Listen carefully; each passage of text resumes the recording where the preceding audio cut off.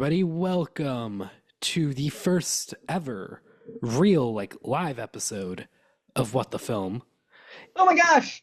Oh my gosh, I'm your host, Logan Thompson, joined, I'm as your always. co-host, Ethan Kaufman. Hey, hi, hello everybody.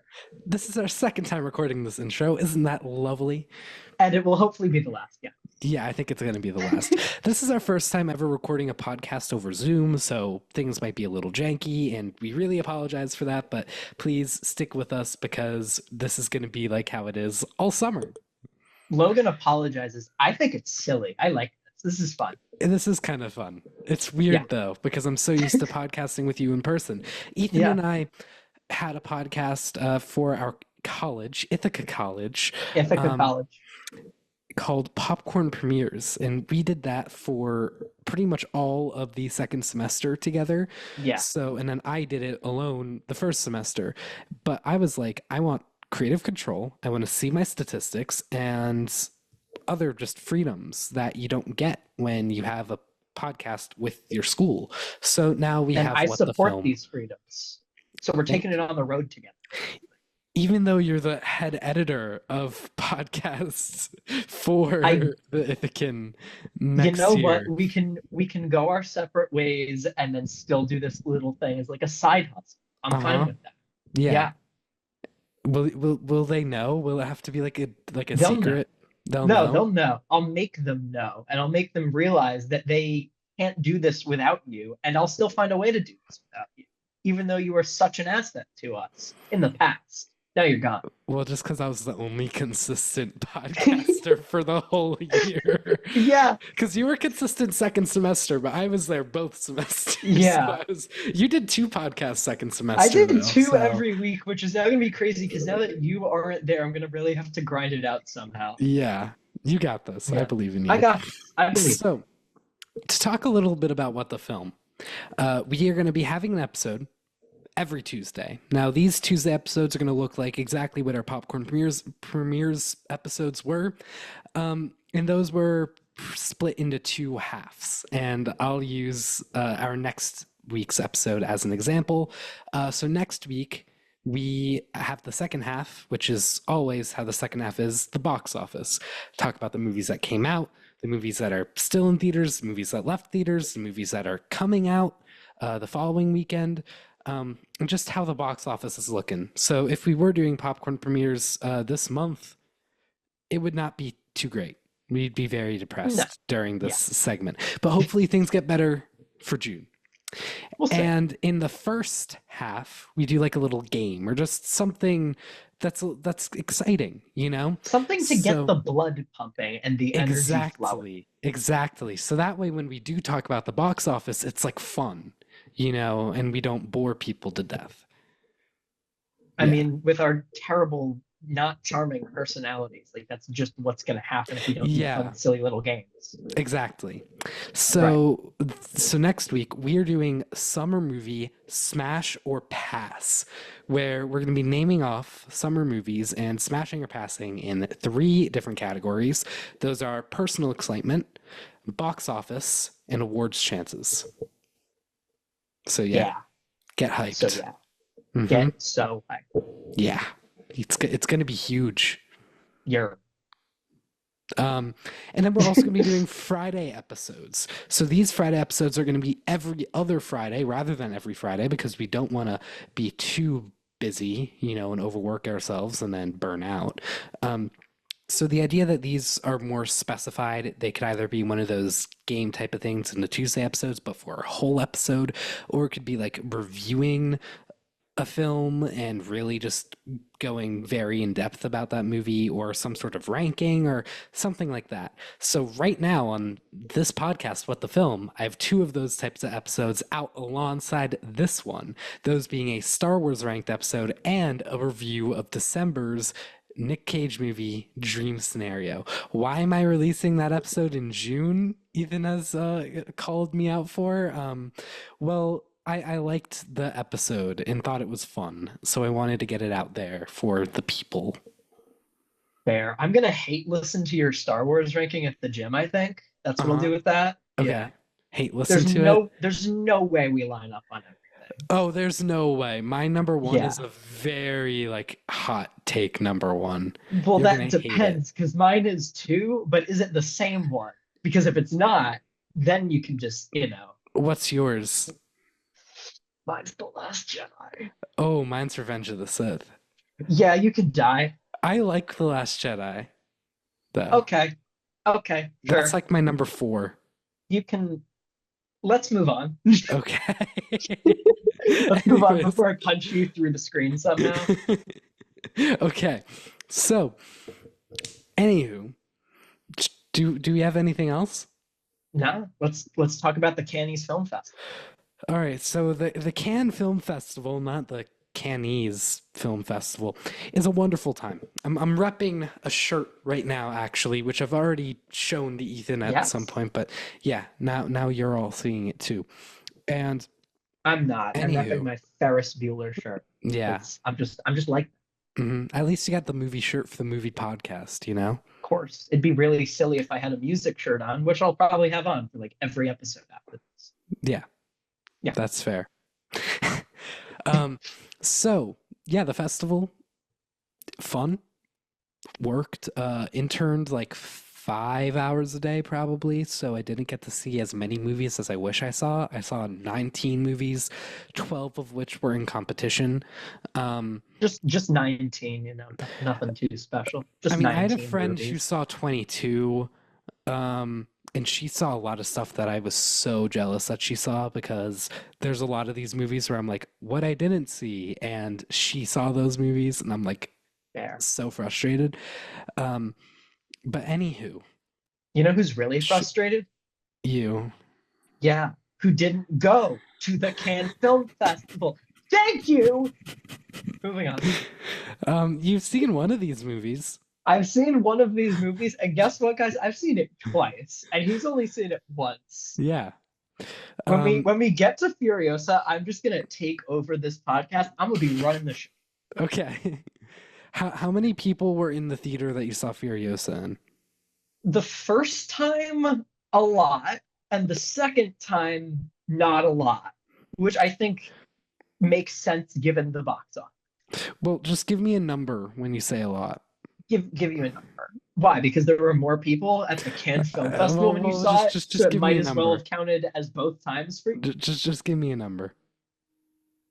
7,000. Beat that. All Bet you right. can't. Bet you So, didn't see it with 7,000 yeah. people. So did you see it with like 70 people? Yeah, probably. Yeah. Yeah. Um, I saw it with 2,200 people. That's a lot of people, Logan. It's a lot of Or people. at least 2,200 seats. I don't know if every seat Hmm. was filled, but it was a very hot ticket movie. I So bet some of those people were famous, perhaps even semi-famous. maybe. I did meet semi-famous Patrick Willems. You did. I love Patrick. I watched 35 minutes of a Patrick Willems video essay today. That's I awesome. love him. I love Me Patrick Willems. too. If you're watching this, Hmm. I love you. Yeah. If you're listening to this and can't even see me, I love you. Moving All right, moving on. Let's talk about the movies. So I've split things into three categories. We have the duds in the middle and the studs. Oh, actually, four categories, because then we also have everything else I saw that I didn't think necessarily fit any of the categories just because of like them not being as relevant to like public discussion about the festival. So I thought it would be weird to include them in the initial categories. fair. The way I'm rating these categories are sort of like it's sort of a mix of two things. It's my personal feelings mixed with public reception and public like expectations for these films, which is why the first dud I have listed under the movies that I saw is a movie that surprised you. It did. Do you want to say what it is? It's Kinds of Kindness, the new Yeah. Yorgos Lanthimos movie, which I'm gonna say wrong, false, does not deserve to be here. I also haven't seen it and know barely anything about it, but I don't care. You're wrong. I'm wrong. Yeah. Let me get the positives out because I think there's a lot of positives here. Jesse Plemons is amazing. He's so good. I'm assuming he won Best Actor at the festival for this. He did. I mean, I'm He assuming did that do you that. you knew that. I did know that because Yeah. I saw it over a week ago, or like whenever that came. I'm up to date on these things, man. I didn't go to the festival. I didn't see 19 movies, but I know how good he is in this movie because of word of mouth and reception and that. Hmm. Continue. Continue. Okay. Well, continuing. Um, it's really funny. It's a very funny movie. I think it's funnier than Poor Things. Um, Really, yeah, I really enjoyed the comedy here. that's bold. That's a bold claim. I think I personally might have liked this movie better than Poor Things. So why is it in the duds? So let me say now why it's in the duds. Well, one, I was much lower on Poor Things than most people. I just wasn't the Okay, biggest fan of Poor Things. Um, why it's in the duds for the most part is the overall reception to this film. Most people I knew, and really like from what I heard, even from Yorgos fans, people were just like, I don't really like it. Or like, I think this is one of the worst Yorgos movies I've seen.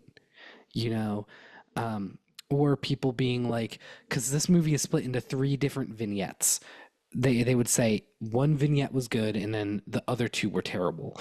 Um, Speaking of the vignettes, I want to get this out of the way and educate you, Ethan, as well as everyone else, a little of more about course. this movie. This movie is essentially take Yorgos and be like, hey, Yorgos, you get to direct 3 episodes of The Twilight Zone, but you need to have the same cast in every single episode playing different characters, except maybe you can have like one guest star in each episode as well. But aside from that, same cast. And different things happening in each episode. And Yorgos takes that and runs with it. Um, the way I kind of thought it was I thought the first vignette was by far the best one. I thought it was perfect for its length. Really, like that vignette alone to me is like 5 stars. I had such a good time with it. But then the second vignette I thought was pretty bad. That was like a 3-star vignette, maybe even lower. Um, just didn't really work for me. It had its really funny moments, but that was kind of it. And then the third vignette, I thought had so much potential and had a lot there. The issue is that I feel like it had too much for a vignette. I think that third vignette could have been a feature film. Okay. Yeah. Now, I did think it was good. I had a really good time with it. But yeah, so those are my thoughts. Ethan, how are your expectations going My now? expectations, I think, are Hmm. still very high. It's still That's one of my good. most anticipated for the year. It Mhm. sounds very French Dispatchy, the way it's being described, where it's like a director with a very distinct style doing 3 different kind of short stories under the banner of one feature film. And Hmm. it's not going to resonate with everyone, but depending on how much you connect with each of the stories, both individually and together, that'll kind of determine where like the whole thing falls for you. Yeah, that might Kind be a of. good way to put it. Yeah, Yeah, I kind of. think the trailers have not revealed anything, which I love, and it Oh, I love looks it too. amazing. Hmm. And you cannot sway me because you don't seem that high on Poor Things, and it was in my top 3 of last year. So I'm That's still fair. very excited. Yeah, I'm glad that you're excited. you have no sway over me, Logan Mhm. Thompson. Definitely not an Oscar contender. That's what I have heard. Yeah, Yeah. definitely not. For anybody that thought that this movie was, once I realized it was vignettes and that Yorgos was actually like writing this, I kind of took it out of my Oscar expectations.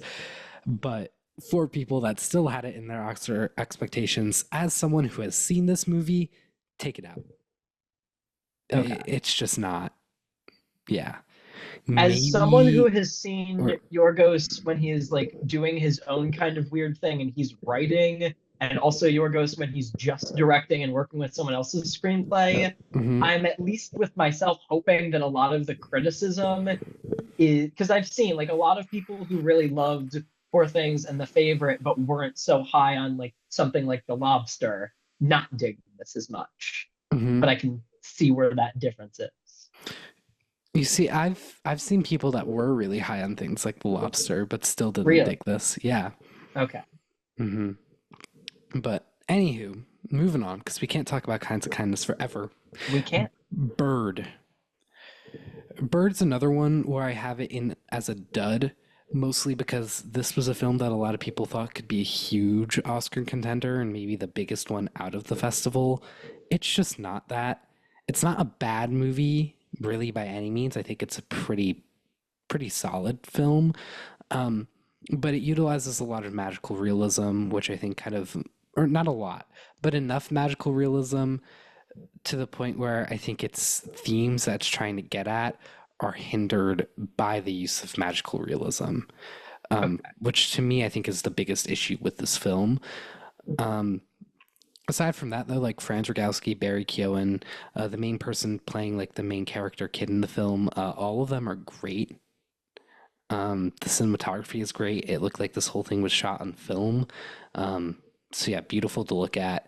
Really, not a lot of issues with this film aside from just the magical realism taking away from other aspects of the story. Okay. But what did you think of it? No, that was what I thought. Okay. Yeah, those were my thoughts. Personally, like those weren't like the thoughts of genuine. I was just saying that's not an Oscar movie. Yeah. Um, but What like was those your those own were my personal thoughts. opinion on it as far as it being good or That's what I said. I said it was good. not? All right, all right, They're sure. solid. We'll I go gave with it that. 3.5 stars on Letterboxd. So not like the 4 to 4.5 star movie I was expecting. One other thing, this isn't my thoughts personally because this was my first Andre Arnold movie, Yeah. but from the people who I'd met at the festival that had seen all of her films, they found this to be her weakest one. Okay. And I think that that's also displayed at the festival because I think she's won the jury prize 2 or 3 times at Cannes with all the films that she's debuted at Cannes. This was the first time where she didn't win any sort of prize. Okay. So, yeah. I personally was a huge fan of American Honey, so I'm definitely looking forward to this. hmm For anybody who watches, Karsten Rundquist did put this as his favorite movie that he saw at the festival, and I don't disagree. Like I disagree with him a lot, I think, but he is someone on YouTube I do watch to like just kind of gauge anticipation levels. But we'll see. Like I don't know hmm much about it on a story level, but we'll see. I can't talk about it though because I haven't seen That's fair. it. So now I'm going to talk about 3 movies which you probably haven't heard as much about. So we're going to try to run No, through these a little quicker. yeah, Parthenope. Parthenope is an A24 film directed by what's his name? He's a person like people. he Paolo would be Sorrentino. him. I know Have you ever him. seen a movie from him? I haven't, but I have heard of several. Okay, yeah. So I wanted to see The Hand of God, but then never got the chance. So this was my first Sorrentino film. If you look the letterbox of this movie, you can see it is very divisive. Yeah, Um, I'm on the lower spectrum of that. I gave it a 2.5. I think that this film is essentially tries to be this feminism empowerment type of movie, but comes off as feminism empowerment only for beautiful women and beautiful people, and not necessarily being inclusive to anybody that isn't beautiful, and kind of just being all about how like you get all these benefits when you're beautiful, but then there's also these deficits when you're beautiful, but like, oh my God, it's amazing to be beautiful. So it was just kind of weird but in that Logan, everybody's beautiful, respect. right? Yeah, but Right? I mean like a Celeste Dalla Porta level beautiful.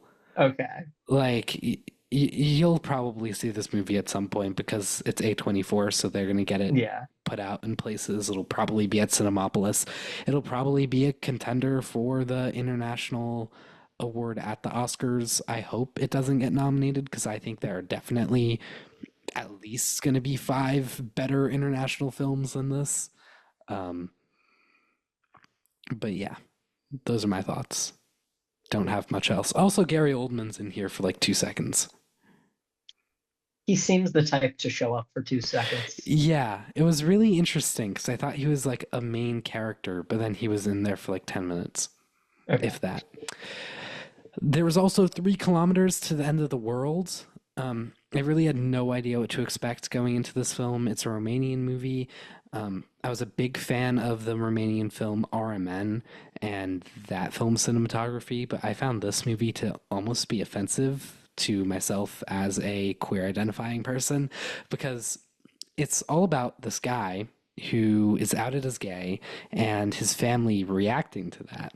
The issue is that there's no complexities. It's just like the family torturing the gay guy. That doesn't sound fun. Yeah, it wasn't fun. It was just really uncomfortable. And I did consider walking out of the film, but I was like, maybe there will be complexities that come up. They never do. So, Hate it when that happens. yeah, just a not great, not memorable film of this festival. Mhm. And the worst movie I think I saw at the festival, because that wasn't the worst one, Motel Destino.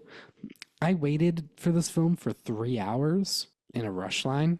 Got amazing seats. Like literally, like we sat in like the celebrity box that they have because I guess no celebrities were showing up to the movie. Um, Maybe that was a sign of what was to yeah, I think that come. was, and it kind of like something clicked in my brain, but I was like, let's have hope. Maybe they've just like seen it early at like early screenings or whatever. Yeah, maybe it was just because a few people saw it early and then told everyone else, hey, this isn't worth seeing. Yeah, Because it was not the best.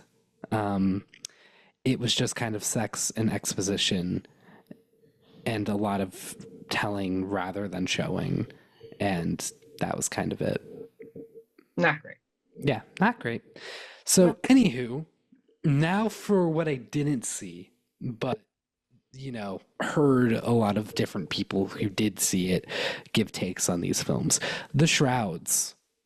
This is the David Cronenberg movie. Yes, this is like apparently a very personal Cronenberg movie, or that's what Cronenberg says. Pretty much everyone who's seen this film has said it's like really bad, like Mhm. cringe levels of bad, which is really disappointing to me because I was pretty excited for this and had multiple opportunities to see it, but picked other movies instead of it after I heard the bad word of mouth. Um, Okay.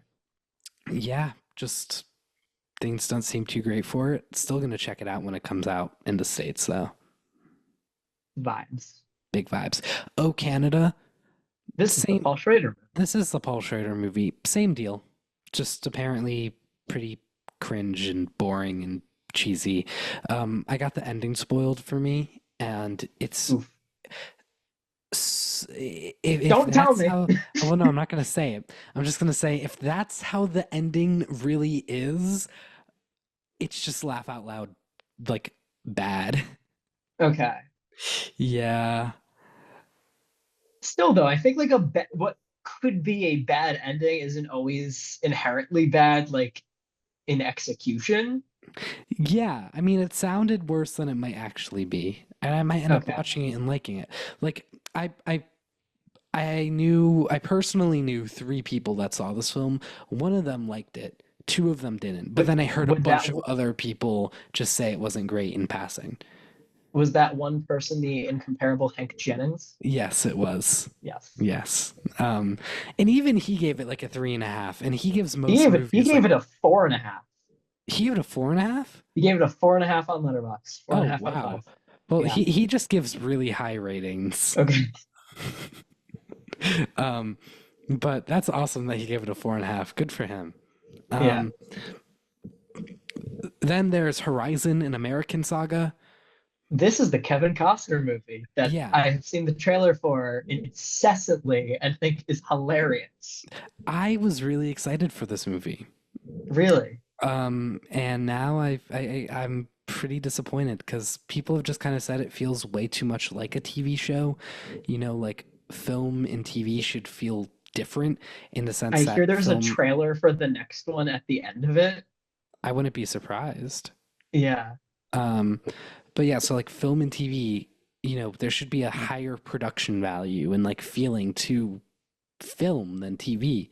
But Horizon just feels like a TV show apparently, Mhm. and just feels like kind of rushed. Not great. Yeah. And like you linger way too long on individual moments, and like a lot of action type of scenes aren't necessarily like filmed dynamically. But we'll see. We'll see. I Maybe it'll probably won't because I don't be think I'm good. gonna see it because it's 3 hours. Oh, I'm gonna go see it. I'm still Okay. kind of excited for it, because I think like the audience in France isn't necessarily the audience for Kevin Costner Yeah, Western. it's not. Um, so I think I might be a little higher on this film than people there were. But now I'm not expecting it to be like an Oscar type of movie, Yeah. nor am I expecting part two to be an Oscar type of movie. Because I was expecting that one of these could be an Oscar contender, but yeah, it doesn't seem like it. Not. Yeah. And lastly is Rumors. I pretty much know nothing about this film aside from Kate Blanchett starting in it, but I heard it wasn't great.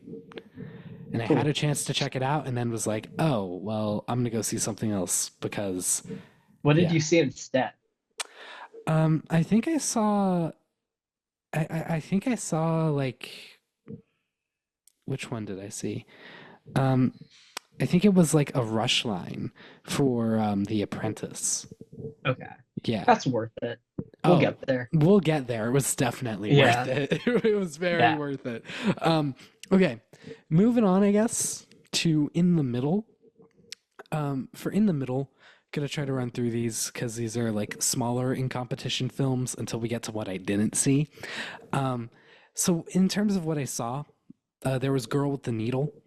Girl with the Needle, I thought would be an Oscar contender type of film because the initial letterbox summary was all just about how it's like a woman in, post World War One Europe trying to get by. And I was like, oh, that sounds like an Oscar type of movie. All black and white.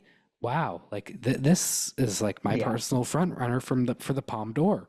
Because it actually was. And I Really? got into the premiere of this film. So I was so excited. Unbeknownst to me, it was a horror movie about a baby murderer. Oh, Yeah. Um, that took a turn. yeah. So I thought it was good, and I think a lot of people thought it was good. I only didn't. The only reason why I didn't put it in as a stud is because I had Oscar expectations, and it's definitely not an Oscar movie. Okay. Yeah. So that's kind of it. Do you know anything about this movie? I had only heard the name like in passing. I didn't Gotcha. know what it was about. Now I feel like I know too much. The thing is that like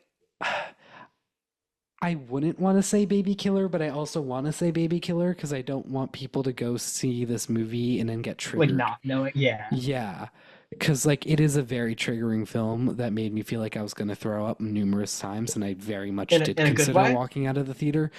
Um, in a good way, like yes, like that was the film's intention.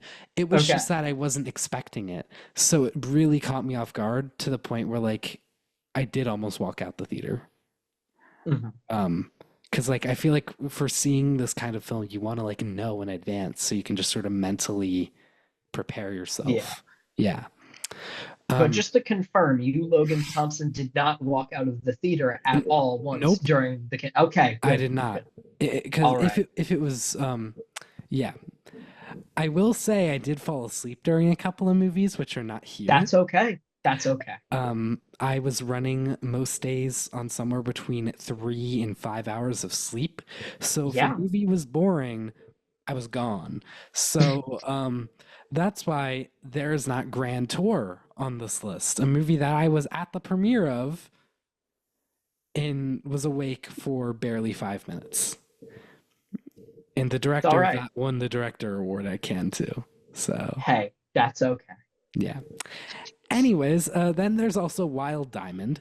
Wild Diamond is the directorial debut for Agathe like Riedinger.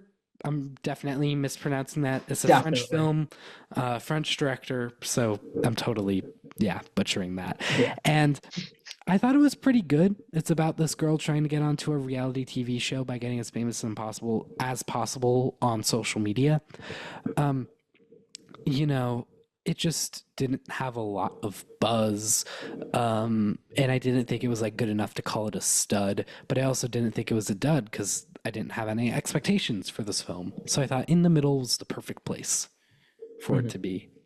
Same thing with Beating Hearts. Beating Hearts is this French rom com type of thing. It's 2 hours and 45 minutes.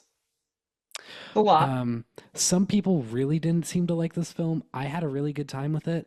I thought it was pretty funny and just overall really fun. The romance aspects of the film were just really heartfelt.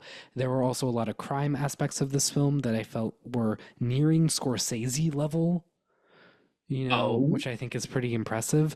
I just think that, and also it didn't, you didn't feel the 2 hour and 45 minute runtime. It felt like a solid 2 hour film. that's good. So the pacing was really well done. Um, just nothing here that like so blew me away to give it higher than a 4 star rating. It should be coming out on Netflix though sometime towards the end of the year. So when it comes out, maybe then I'll rewatch it and be like, oh my god, I love this movie. But for now, Okay. it's in the middle. But Yeah. yeah, You're you should you're playing definitely it check safe it out. till the Yeah, yeah. you should check it out when it comes out though. You might like it, or you might I not. might. I Then don't what I know. We'll see. didn't see, which I initially had in as a dud and then moved it last minute, Megalopolis. Oh yeah. By far the most divisive film at the festival.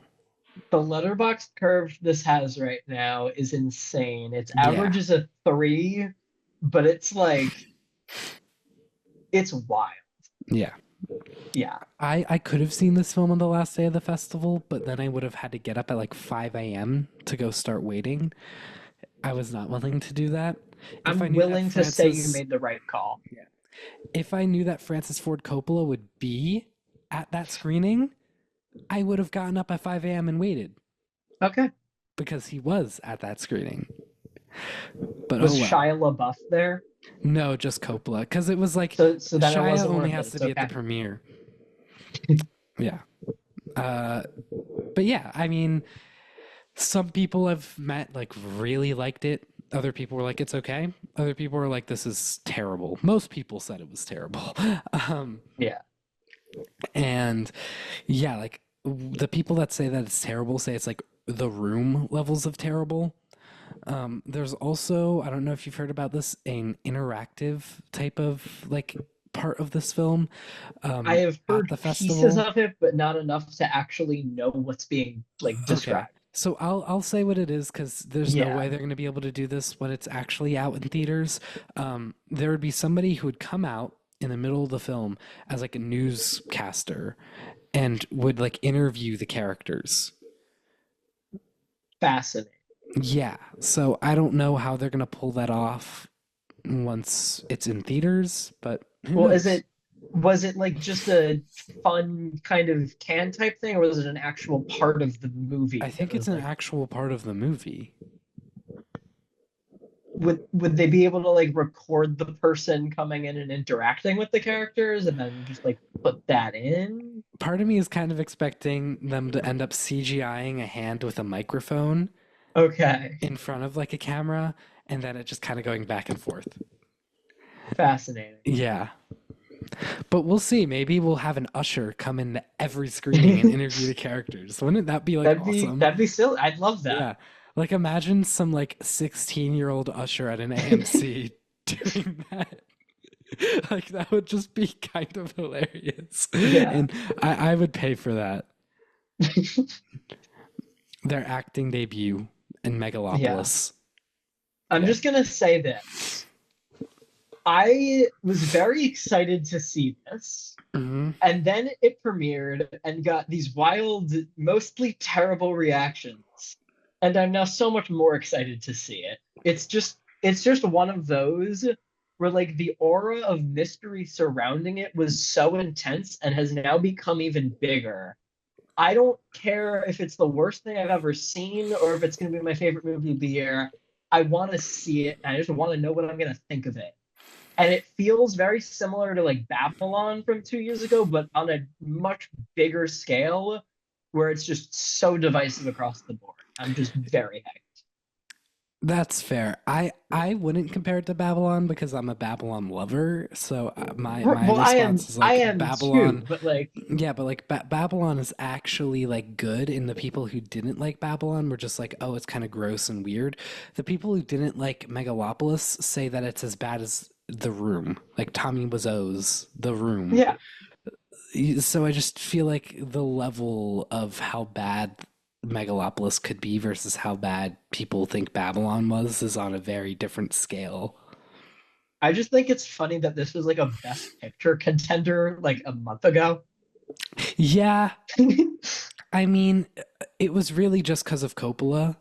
Yeah, Personally, what I would do if I was a studio, one of my friends had this idea, and I if totally you agree were a with this. studio, if If you, I was a Logan Thompson, studio, were a film studio, yes, right? I would get Megalopolis. I'd pay Coppola the money, but then say, hey, you need to sign on with us to direct your last movie. Megalopolis can't be your last movie. Your last movie is going to be with us. We're going to get some producers with you. They're going to have a big say in this movie, and you're going to direct it. Because the last time a studio really did that to Coppola, guess what movie he made? It was one of the good ones. It was The Godfather. Yeah, So I just feel like Coppola could cook with but some not here. producers like being a little like, hey, like let's not get this crazy. Yeah. Um and then his last film could actually be fantastic. That being said, it does have a crazy cast. One of the members of it is the second best Jason S in all of Hollywood. Jason Schwartzman? Yeah, Schwartzman? he's the second best one. Yeah, I know. Too bad Far, a Jason far Statham's a not in far there. distant second. Yeah. Yeah. Yeah. Imagine if Jason Statham I'd was in whip him out right Megalopolis. now. Uh-huh. I'd whip him out right now, but I don't have him here. But like now that we have a video, I Uh-huh. can actually show our viewers Jason Statham. Yeah. For those who don't know, Ethan has a plastic head of Jason Statham. It's like a mini Yes, I thing do. I that he do. got from his great uncle. That's correct.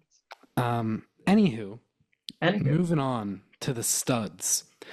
We have more studs than, or actually, I think so. we have slightly less studs than duds, but Oh, like they're pretty even. So, anyways, we're gonna start off with my favorite movie of the festival, Amelia Perez. oh yeah. I I loved this movie.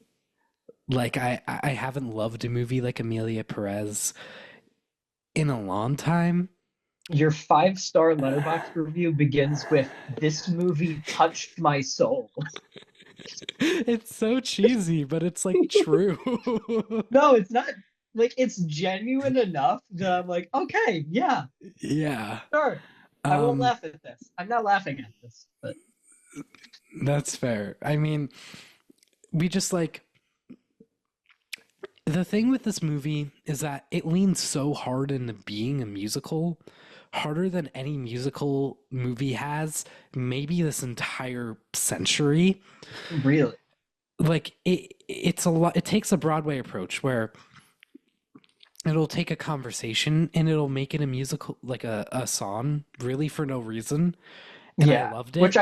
I usually hate that, but like not so much that there's no way to do it and have me love it. Hmm. So I loved it. A lot of people didn't like it. You know, a lot of people were really not a fan of the use of music in this film and felt that the music took away from the movie because it's a pretty serious like topic. But I found it to work really well personally, and like the people that really do enjoy this movie agree with that. The issues that you have the people that were like this film was okay, and then you have people like me who loved it. Nobody really hated this movie, which I think is a good thing. Yeah. Um, I find the lead actress, Carla Sofia Gascon, to be incredible in this film. I don't want to spoil anything about her role, but really, like, she knocked it out of the park. I think she could be a huge contender for lead actress. I think Zoe Saldana and Selena Gomez should both be big contenders for supporting actress. Um, I wouldn't be surprised if they both got nominated. Um, Netflix has this movie. I don't know if you knew that. Um, I didn't. and yeah, so Netflix will probably be pushing this really heavily, which is awesome. And I What think else that the do they have to Oscars, push this year they have besides that this? the one directed by Denzel Washington's other son, the piano The piano lesson. lesson with Yeah. Samuel L. Jackson, Yep. right? Yeah. Yeah. So there's that. I feel like this is the one they would go for. I hope it is. Yeah. I think this one's a little more unconventional, but like still I feel like could fit the Oscar mold. Um, it has a lot of themes that we haven't really seen from an Oscar film yet, but I don't, and I think that that's going to help it because the Oscars want to award films that really push social boundaries, and I think that this film does that. Um, it's a lot like there's a lot about transgenderism and just like being transgender, and it asks this question at the start of the film of just like how like does converting to a different gender actually change who you are like as a Hmm. person. And I think this film throughout the film like presents different arguments to that question and sort of allows you to come up with your own answer in the end.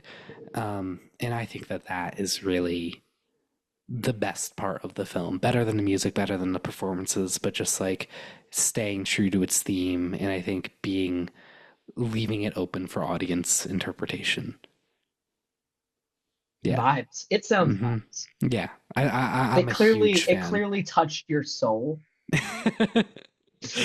Yeah, I could go on and on about this film. I have it right now as my number three of the year, just because I You feel brought like it down. It was your number one at it first. was. I brought it down because I was just like, I want to see this again to confirm.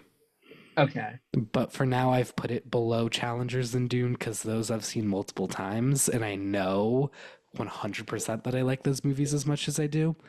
But I need to see Amelia Perez like one or two more times. Probably gonna end up seeing it like five more times, but still. cool. Yeah, it's great. Did you have any expectations about this film going into the festival I or had high expectations, but not super high just because I didn't know a ton. But what I did know, I was excited for. And Mhm. obviously, hearing you talk about it and everyone else who I've seen talk about it, it sounds amazing. And it sounds like I'm going to. Okay, good. I'm glad. Yeah, I didn't expect this to be an Oscar contender whatsoever. I was really excited for it because I love musicals, but like I'm very happy to come out of this and feel pretty strong that this could be big Yeah. in March. Yeah. Moving on, The Substance, Oh, yeah. so fun. It's a body horror satirical comedy making fun of Hollywood. I love it. Don't have much Cool. else to add. Demi Moore revitalizes her career. Margaret Qualley starred in two in competition films this year, which is just awesome. Yeah. This and Kinds of Kindness. She's great in both. Um, that's the other thing. She has a pretty big role in Kinds of Kindness, which is really nice. Like I did not expect her to have as big of a role as she did. Because Um, she was in Poor Things, but like really didn't have much to do there. yeah, no, she's in all three silhouettes. Nice. Um, in like main like leading roles, not necessarily like lead roles, but like supporting leading roles. Yeah. Yeah. Um, Good stuff. yeah, it was very good stuff. And I don't have much else to add about The Substance because I feel like it's one of those movies that you just need to go into it and experience for yourself. Mhm. Um, but it's great. And I knew I have nothing heard. about this film going into it. I also waited for this movie for like 3 hours. It's a lot Same of with, hours. yeah, same deal with Motel Destino, but the difference is that I actually liked this This one movie. was good. Yes. Yeah. Um, but I guess we'll move on.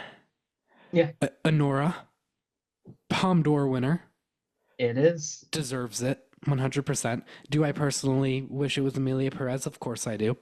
But I understand why it went to Honora because Neon has rigged the Palme d'Or. Um, This is five and in a row, right? yeah, like what? Crazy. It's insane. Um, so yeah, I mean, it's just really good. So funny. Mikey Madison is wonderful. Sean Baker, just I don't think anybody else could direct a movie like Sean Baker can. Um, like he's gonna end up going down as a quintessential American filmmaker by the time his career's over. And it's still like really just getting started. Like it only started like 10 years ago, Yeah. which is insane. And now he's the first American filmmaker to win the Palm since Terrence Malick. How long ago was that? Like 10 year over 10 years Thir- ago. yeah. Yeah. Good So job, Sean. yeah, totally deserves it. I really hope the Oscars give it attention. I I think with think it winning the Palm, it will because like out of these now five, or I guess the last four that were won by Neon, Titan's the only one that didn't get any Oscar attention. yeah, And and like Titan Parasite won. yeah. And I think Titan like it also just it was a body horror movie. So I Yeah. think that that just kind of hinders it at the Oscars. But like this is an American film that won the Palm too, which I think is going to be huge because I just think the Oscars are an American award and they've been biased towards American films. So for now, an American movie to go into them winning the most prestigious international film award you can win. Yeah. Yeah. Like I wouldn't be surprised if Honora ended up winning Best Picture. Um, At this point, I would agree with yeah. My personal thoughts, um, it's just a funny, good time. Something that I really appreciate that is it takes its time. It's very patient in its moments. There's a solid 20-minute scene in the middle of this movie that's so quintessential to the film, but I don't think any other filmmaker aside from Sean Baker would have actually kept it at 20 minutes and been able to make it work. And I really loved him for it. It just it takes its time with all the character developments and just these plot threads and um yeah, it's you just kind of need to experience this movie. I say this with Sean Baker more than almost any other director who's working today. Hella vibes. Yeah. It's Also, what he's good at. yeah, he's so vibes. Like Yeah. I saw the pictures of him winning the Palm. What a vibey guy. Yeah. All right. You ready to talk about the movie that you've seen? Oh my God, let's All right, go. you I take know this over. one. You take over. I can drink Okay. some water. So we are now talking about Furiosa, which is George Miller's follow-up slash prequel to Fury Road, which is not only the best movie of 2015, but is like one of, if not the best action movies ever made. So good, so vibes. Hmm. Oh wait, can I Stars just Anya say Taylor something Joy. quickly? Go for it. Do it. Do it. So, at the Cannes Film Festival, you expect like all the best films to be like these prestigious films and whatnot. And then there's Furiosa, This was my fourth favorite movie of the 19 I saw. which is impressive. Yeah. Like Yeah. I just did not expect it to be like that. Anyways, I'm gonna let you continue, but I wanted to throw that in there Thank you. because I Thank you just so think it's much. so good. Yes. So this stars Anya Taylor-Joy as Furiosa, kind of taking the reins from Charlize Theron, and it also stars Chris Hemsworth as a villain whose name is Dementus, which is just an insane concept on his own. And similar to how Fury Road kind of wasn't Max's movie, but was more Furiosa's movie, in a weird way, this is kind of his movie, and he is just the way that he is chewing the scenery in every scene he's in, and he's in a lot of it too. Like Anya Taylor Joy doesn't really come in until an hour in, which is Yeah. nuts. Um, he's just Well, insane. Furiosa's in it. It's just Kid Furiosa's in the Furiosa. beginning, but it's Kid Furiosa. Yeah. So yeah, I don't know. It's fascinating and it's very different from Fury Road, and I think anyone who doesn't like it, it's gonna be because of that. It's sort of because they're expecting this one thing. and it's doing its complete like it's a Mad Max saga. Like you have that subtitle, and it is Fury Road was just kind of one big 2 hour chase scene the whole time. That was Hmm. amazing. And it's better than this, but like this has like five different chapters. It spans multiple different like cities of this wasteland. It spans decades. It is much more of like this maximalist, no pun intended, saga. And I really appreciate that. I think if George Miller was just kind of doing the same thing, it wouldn't have worked as much as it did. But like the action is still insane. The cinematography is wild. Like the score is very similar from Junkie XL, who was just crazy. That's like the sound design too. One thing I will knock against it, it should look better than Fury Road just because you've had 9 years since to develop all these visual effects and all that. And you can tell, like, when they do practical stuff, it's amazing. And they do a lot of practical stuff. There's a sequence that runs about 10 minutes in the middle of the film, which is insane, which I loved. Hmm. But when it uses visual effects, you can tell, and it does pull you out of it a little. Even me, who is very into the story, very invested in the characters, it did hurt it a little bit. And especially on rewatch, because I have seen this twice, it was harder to ignore the second time once I like knew where the story was going and didn't have to pay attention to it as much. But that being said, it is still wild and I loved it. And it is the second best desert set action movie of the year. It's so good.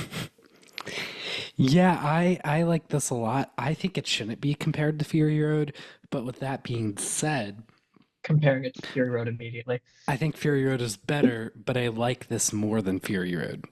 Okay. Just like for me. I don't know, like I like there being a good story. Yeah. But yeah, I don't think it should really be strongly compared with Fury Road and like that comparison to be made like a big deal because they are so different. You know, even the action scenes in this film are shot very differently from the action scenes in Fury Road. Like I think George Miller tries very hard to differentiate this movie from Fury Road in terms of the story and the visuals as much as he could for the setting being very similar. Um, with that being said, like the sound and the score and all that were pretty much the same. And yeah, I thought all the performances were great. Chris Hemsworth for best supporting actor, but like that's never gonna happen. Won't happen, Um, but it should. yeah, like I think that might be my personal. He might be winning right now. Right now, I still there's been a couple this year already. Yeah, there have been a couple. Yeah, maybe like Josh O'Connor actually. Never mind. I would say Josh O'Connor and maybe even Austin Butler in Dune 2 I would put above Hemsworth, but like Oh, it's true. stacked. I don't know. Yeah, it's a very stacked category. Anywho, um, yeah, like it's such a fun time. It really sucks that not a lot of people are seeing this. If you haven't Yeah. seen this movie, what are you doing? Go see this movie. They are taking this movie off of IMAX for Bad Boys. Why? Well, because Bad Boys is going to end up No! making more money than this. But I like this don't movie was care. made for IMAX more than Bad Boys. Yeah. You know? So like go and see this. One thing I'll add is I think there are definitely some people who like haven't seen Fury Road that just aren't seeing it because they haven't seen Fury Road. You don't need to see Fury Road Yeah. necessarily for this to work on its own. And I think a lot of that is owed to just like the story of how this came to be, where like Hmm. George Miller kind of wrote this and Fury Road pretty much at the same time, and this was just this is what happened to come second out of the two. Yeah. And so the reason it like it does hold up, if it isn't as good, it does still hold up to Fury Road, is because it wasn't written necessarily as a sequel. It's a prequel, not a sequel, but it wasn't written like years after the fact as a Yeah. follow-up. They go hand in hand, and it does in many ways enhance Fury Road a lot. Yeah, I think it enhances Fury Road for sure. And also, like apparently just one really cool tidbit is that like for Fury Road auditions, they used a scene between Furiosa and Dementis from this movie for like Fury Road auditions. Yeah. Like that's kind of cool. in my It's opinion. very, Yeah. it's, yeah, Hmm. go And see it. go Give it see it. money. Yes, I think it needs money. You know what else I think needs money when it comes out? The Apprentice? Yes, The Apprentice. Yes. Well, wait, do you have anything else to talk about with your I Furiosa? said everything. Awesome. Okay, so yeah, The Apprentice. What a movie. I can't believe it exists.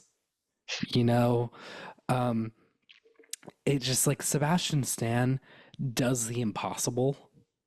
He makes this performance work. And I feel like whether or not you think this is the best performance of the year, like whatever, but I think everybody should agree that this is the most impressive performance of the year just because like he takes Trump, someone who I think is so easy to play off as like comedic, and makes him terrifying. You know, he takes the mannerisms and all that, but makes it work in a way that's not comedic. Because he makes all the faces. He speaks with the same dialect, maybe not the exact same accent, but the same dialect, but it's not comedic.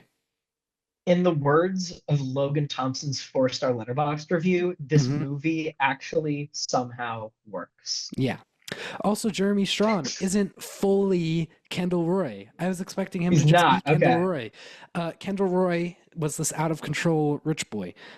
Roy Cohn is a fully in control, terrifying man. You know, Okay. who So it's like basically like what Kendall Roy would be if he ever won once. no, he was like what Kendall Roy would be if he was competent.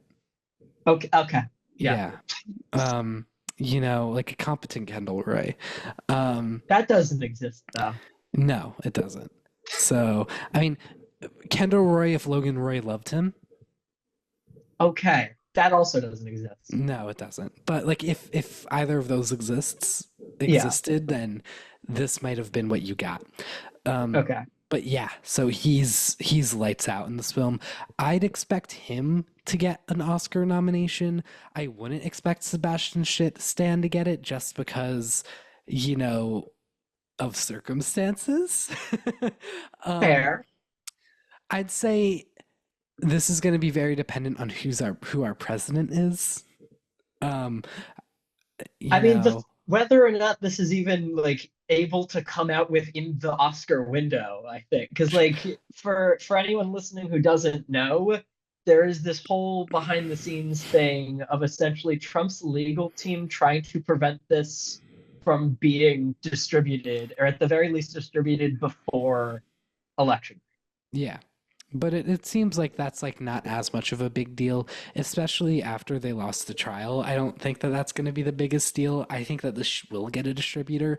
I do really hope it gets released though, because I think Yeah, one, it'll make a lot more money before election day than it would after. Um, totally. and two, just like it's a good movie. You know, it's not like this is a bad movie about Trump. Like it's a really solid film that kind of has Succession vibes in the sense of like the cinematography and the score, and also just like Jeremy Strong being cast in it. Yeah. As somebody with the first name Roy. Um, so like, yeah, I don't know. Go see this movie when it comes out. Yeah, I think it'll definitely like get released at some point and find a distributor. It's just Oh because yeah. like whoever takes it on is then gonna have to spend additional money, at least right now, like with all the legal stuff. Hmm. And like not that it underperformed because I don't think it did, but like it has a 3.5 on Letterboxd. It's good, but it could have been greater. And I think Yeah. it's just like whatever studio is considering picking it up is just going to have to weigh like how valuable an asset is it truly compared to how much extra toil is going to have to happen Hmm. for it to actually come out. That's true. I mean, if I was a smaller studio like an IFC Films, I would really try to pick this movie up. I think like a Neon and A24, they are probably the front runners to get this, because they have more money. But if I was something like IFC Films, I'd want more publicity for us because like you're a smaller studio and you want to get up there. This is how you kind of launch yourself into the conversation as a studio. Um, Yeah. So like a Bleecker Street, maybe, you know, just like one of those studios that's a little smaller, but still more like prestigious in terms of like the films that they buy and distribute. I think Right. that they should really try to get this film. But Um, again, then you have to weigh like how important it is to get yeah, that publicity with if you will be able to like maintain yourself past whatever happens to get this out. yes, that's also a good point. Um, Also, I had something to say about this film. So a big criticism I've seen on Letterboxd is that people get mad that they're too sympathetic towards Trump. That's why it's a pretty meh rating. I think that that's such bullshit. Um, you know, it's like that thing about like, oh, like, would you kill Hitler when he was a baby? You know, it's like when somebody's young, they aren't evil. That's just not how we are as people. You know, you are morphed into being a terrible person by your experiences and like as you get older. That's not how you're like the second that you come out of the womb. And might not be how you're like into your 20s. You know, it might happen later in your life, and that's what this movie depicts. Um, it has a Trump who, at the start of this film, is not the worst guy.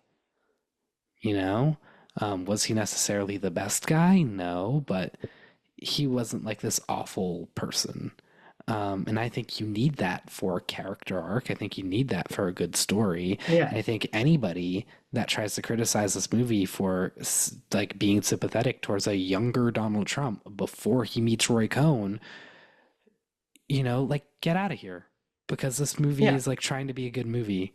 So just stop because otherwise it's one dimensional and bad and just feels like complete liberal propaganda, I think all you the know? criticism I've seen of like, oh, it makes Trump sympathetic, like I take it with a grain of salt Yeah. because for just a movie or any kind of story to work, you need to at the very least be able to relate to the main character, not in a way where you agree with what they're doing, but where you can at least empathize and understand why they are doing what they're doing.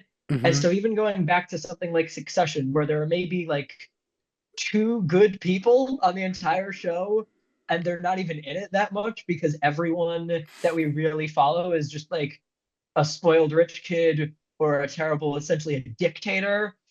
Like you at least understand the dynamics and you know why they are doing what they are doing, even if you personally disagree with it on an ethical level. And so Mm-hmm. I don't really care for that kind of criticism when I hear it because I think it's getting away from like legit criticism for why a movie wouldn't work. I think this or anything like this would need something like that to work. Yeah, exactly. All right. Well, I guess we'll move on unless you have anything else. I'm all good. All right. So there's three movies that I didn't get to see that I have in this stud category that I just want to run through. Seed of the Sacred Fig. It won the special jury award at the festival. I think it could be a huge Oscar contender later down the line. It's an Iranian film that really criticizes Iran and you know, their treatment of women. The director was like kidnapped and then escaped, Yeah. and there's like a whole backstory to that. I got into a screening of this film. It didn't clarify that there were no English subtitles. Ooh, okay. Because the whole thing at Cannes is like when there's no English subtitles, like it'll have a disclaimer saying that there's no English subtitles, but this one didn't. So I went into it and I tried to sit through it for like an hour. This is like almost a 3 hour movie. Um, and at one point I was just like, this is obviously an amazing movie and I'm going to love it, but I can't ruin it for myself by watching even more without being able to fully understand what they're saying because it's very dialogue heavy. So in other words, you did in fact walk out of a movie, but it was justified. Yes. Okay, I still Yeah. support you. You still deserve rights. Thank you. Um, Yes. but yeah, so I did walk out of that, and I felt bad, like the security that kind of like looked at me, and it's just like I don't understand French, so I can't really watch the movie. I tried, Yeah. I really gave it my all, but I From just what couldn't I keep going. know, from what I know, I don't think. on an Oscar level, this is going to be one, just because like the way that it works is each country submits basically what their Oh, film well, is. to to And to to are you counter going to you, counter me? that's Okay. only for the international award. Like, remember Okay. Anatomy of a Fall? Yeah, France never submitted Anatomy of a Fall. that's true. I maybe it's just because I like haven't been around the discourse as much to know like how much of a player it really is going to be. Hmm. We'll see that. Right now, just in my little non-Ken circle, I don't see it going that way, but I could be totally wrong. I know nothing. That's fair. I think what they will, Neon is distributing this. I think they really need to play it at TIFF. They need to play it at like the other fall festivals and just kind of get more buzz going for this film. Because sadly, it premiered on the last like day of premieres of the festival, like the second to last day of the festival. So it just didn't have a lot of time to build up buzz, which I also think is why it didn't win any of the big awards, because it didn't have enough time to really get Okay. people super excited. Um, you know, so I think if it premiered only a couple of days earlier, or even a day earlier, I think it would have won something. Okay. But also because Um, like this isn't gonna be Neon's priority given Honora. So do you think that they're gonna put as much into it as it needs? I think that they could, I think we've seen studios go in with two heavy contenders before. I don't think that this is as strong of a contender as Nora, but I think this is a pretty big contender just because of its social commentary. And I think from a social commentary perspective, it's bigger than Nora. And I think like there's something to the story of the director, and I think that the Oscars they love a good story in terms of like the Yeah. actual film. Um, so this film has a lot of things going for it that I think will help save costs on like its awards campaign because it has just so much already behind it. Um, I also hope that this film alongside Anatomy of a Fall, two very strong international films, help push the Academy to change their international award to be where, you know, countries can still submit films, but then also the voters can pick films. Yeah. Because then, like, the voters, they could have picked, like, last year, Anatomy of a Fall, Godzilla Minus One, like films like that. And then this year, Seed of the Sacred Fig will obviously not get picked by Iran because it's Yeah. criticizing Iran, but hopefully, like, voters could, like, would pick this film if that type of rule was in place. So, yeah, And I think if that's my there's tangent. enough love for it, it'll get Hmm. there without the international feature nomination. But like, we'll see. It'll be a Yeah, push. we'll see. Um, could be a huge award season for Neon though, I if think so. both of these Totally. pan out. Yeah. Also, Neon has Joshua Oppenheimer's The End, That. which is like that musical in like post-apocalyptic musical with like Tilda Swinton. Yeah. So that's three big films I feel like And I all for think the fact Neon. that all three of these have been on my radar before Can't Even happened is very Hmm. telling. Yeah, seriously. And like, yeah. Yeah. Moving on, All We Imagine Is Light. This was the first film in competition from India, I think in like 30 years or something like that. It won the second place prize, the Grand Prix prize. The reason why I didn't go see this film because I had an opportunity to was because the people who I knew that saw this film were like, it's not that great. One of them does have like has like an Indian background and like was really like persistent on getting into this film and got into the premiere of it. And even she was like, yeah, I felt higher on this film just because of like my background and whatnot than I would have been if I didn't have Okay. that. Um, so I'm kind of surprised it got the Grand Prix award. I mean, good for the film. It'll probably get an international nomination at the Oscars. Um, but I just don't see what else it could get. Yeah, Cool. that's all I got for that. And it's probably my fifth biggest Oscar contender coming out of Cannes, behind The Apprentice, Seed of the Sacred Fig, Anora, and Amelia Perez. Okay.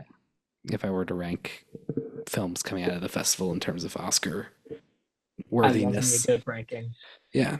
And then finally, there's a remake of Count of Monte Cristo that I did not get to see, but I had one friend go to see it and she was like, "Oh my God, this movie is a masterpiece." So I thought I would include it here. Cool. And that's it. I In have terms of seen studs. another movie that these directors have done apparently, Wait, for which one? for Count of Monte Cristo. Oh, how was that Yeah, movie? it was good. I liked it. There you go. Yeah, Yeah, apparently this is like a masterpiece. So I'm excited. awesome. Hopefully it comes out in the US in some sort of capacity at some point. All right. Nice. Now here's some more fun stuff. This is everything else I saw. I'm gonna try to run through these. Good one. This is like a movie about a small family like hiking trip, daughter, father, and his family friend, and some personal stuff unfolds. It's a good one as a movie. Kind of all I got. Cool. The Surfer. Oh my God, The Surfer. Ethan, do The you know what I'm Surf. talking about? Do I know what you're talking about with Nicolas Cage? Yes, I do know what you're talking Yes. about. I saw the premiere of this at midnight. Awesome. It was amazing. It might be the best experience of my life. Really? I started a cheer for this film. Did I you? saw that Nick Cage was gonna punch a guy, and I like saw it coming. So I turned to my friends on the right. And I was like, once Nick punches this guy, we're cheering. Turned to the friends on the left, said the same thing. We all erupted, and then everyone else erupted That's around us, awesome. like all fucking 2,000 people in the theater. It was so cool. Um, Amazing. yeah. And then during the standing ovation, I scream, "I love you, Nick!" And then he like looks up, like in my general direction, because I was on the You got balcony. a general direction nod from Nick Cage. Yes, I did. Let's go. Yeah. So Let's go. I take this to the grave with me. Also, as a film, it's definitely a cult film.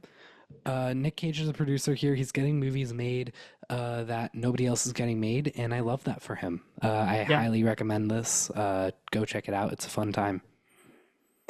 There's a little teaser on the internet. You should watch it after we finish. I will do that. Yeah. Flow. Flow is this animated movie, no dialogue. It's essentially like uh, Earth devoid of humans, following a black cat and some animals that join its adventure as a great flood happens, and they're all just trying to survive. Interesting. Yeah, it's like under an hour and a half, beautifully animated, super adorable animals. But that's kind of it. Hmm. Twilight of the Warriors Walled In. This is a Hong Kong movie.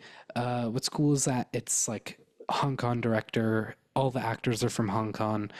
So it's just kind of a big deal because now Hong Kong is a part of China, so that's hard to do. Um, and it's um, it's just an action movie that kind of touches up on like this walled city that used to be in Hong Kong before it got like taken down by China when they like took it over. Um, so yeah, it's a good time. Cool. Yeah, but also it's a 2 hour movie and it felt like 3 hours. Just like Not cool. yeah, so maybe check it out, maybe don't. I don't know. Okay. And lastly is the second act. This was a really like under an hour and a half French comedy film with Leah Seydoux and Vincent Lindon. Um, it had its funny moments, but also I just think kind of lacked an identity. Um, like in terms like it tried to say so much where it didn't really say anything. You know what I mean? Yeah, I read what it's about and it sounds interesting, but then also everybody except for your boy Hank Jennings, who gave it 5 stars, doesn't seem too high on it. Yeah, Yeah, Hank loved it. I remember. I don't. Was there Yeah. a movie that Hank didn't like? I'll have to like wait. Let's look through Let's go into his diary and see. because The yeah, one you he just the Hong Kong movie you just described, he gave 3 stars, which is insanely low for him. yes, because I remember we were all just kind of like exhausted Yeah, he from gave a that lot of one. 5 stars, he gave a lot of 4.5 stars. Yeah, Yeah, the Hong Kong one was the only one he was really low on. yeah. Yep. Um. So that's it. You know, I you have yeah. anything you want to close out on? I did not go to the Cannes Film Festival, and this makes me sad. That's all. That's all. That's all. Yeah. Yeah. Can 2025. We're gonna make it happen We're gonna make it happen. Somehow, some somehow. way, we'll be there. Yes. Yes, we will. Oh yeah. Um. Anyways, next week, as I've said before, summer movie smasher pass, box office discussions. Can Bad Boys save us from this dismal May, or will things just be the same? What do you think? I think Bad Boys is like secretly part of Dismal May, just going into June. Mm-hmm. So you don't think it's gonna save things? Why are the why are the boys back? They don't need to be back. Also, just I I'm done. I'm so done. I'm so done with this. This is what, the fourth one, the fifth one? Fourth one. I haven't seen any of them, and I don't care or want to, Yeah. and I'm not really against them on a personal level, but just like honestly, I shouldn't be talking. There was a comedy that came out like in 2019 called Good Boys with Jacob Tremblay from Room. Mm-hmm. It was fine. It wasn't great. So maybe Bad Boys is better than Good Boys. Who knows? Who knows? Yeah. Who knows? I'm gonna go see it on Thursday Are you know? alongside the Watchers. Gonna get right back Fun. into the swing of things of seeing movies I'm the day I'm that they gonna come go out. see The Watchers, but I don't think I'm gonna go to see Bad Boys because I think those boys are just a little too bad. Well, I mean, Will Smith is pretty bad. He did slap a guy at the Oscars. He did do that, yeah. Yeah, and that's also, I'm really curious about this movie because how viable is Will Smith as a star still? I don't know. We're gonna What's he find been out. in since then? Nothing aside from like this Apple movie. Okay. Yeah, Big day for Will Smith. big day. Yeah. Anyways, my family's trying to have dinner, and I'm the one holding them up right now. I might So, also be holding up my family too. yeah, well, awesome. Then we should go and stop holding up our families We and have we dinner should with do them. that. Mm-hmm. Yeah, So, yeah. Thank you, everybody, for tuning in to the first real episode of What the Film. Please of feel free to course. check out the Dream Scenario and Star Wars episodes. We'll see you Or all on don't. Tuesday for Smash or Pass. We'll see ya. Goodbye. See ya. See you.